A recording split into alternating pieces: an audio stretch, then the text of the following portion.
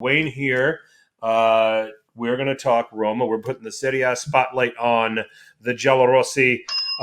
Big year ahead for them with everything that has gone on in the summer mercato and what is expected of Roma as a result. Really, Roma and expectations in the same sentence is usually Roma shouldn't have any expectations, but not this year.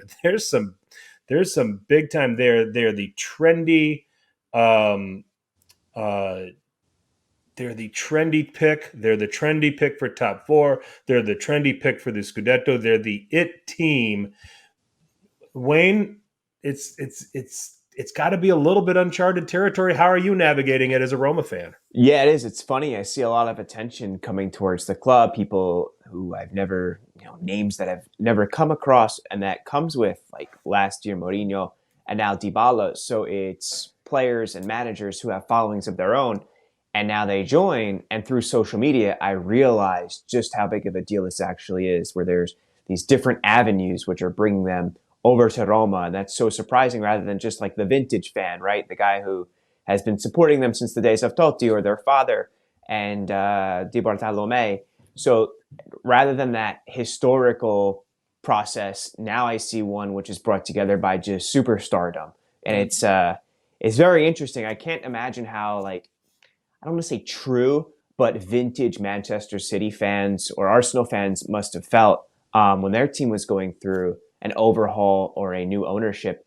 And now I see it. It's I don't want to say it's startling, but it's just interesting. It's like one new thing to learn how to navigate because when you have somebody or a fan that supports an entity rather than the club itself, but that by a byproduct they support the club, it's a weird thing in its own.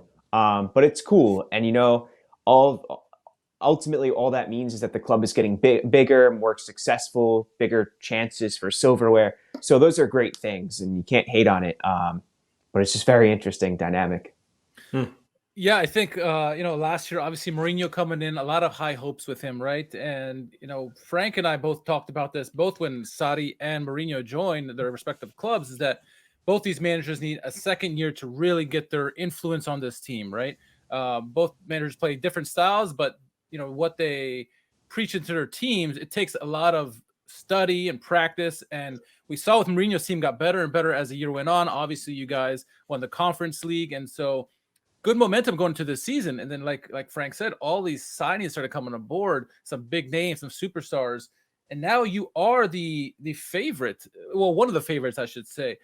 How does I mean?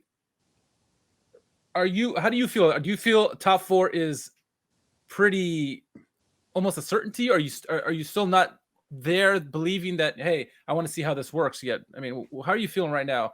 Early stages of this new team that's been assembled here. I think it's the objective. When it comes time to talk about the word Scudetto, I look at the other teams, which last year Milan and Inter finished more than 20 points ahead of Roma. So there's so much ground to make up.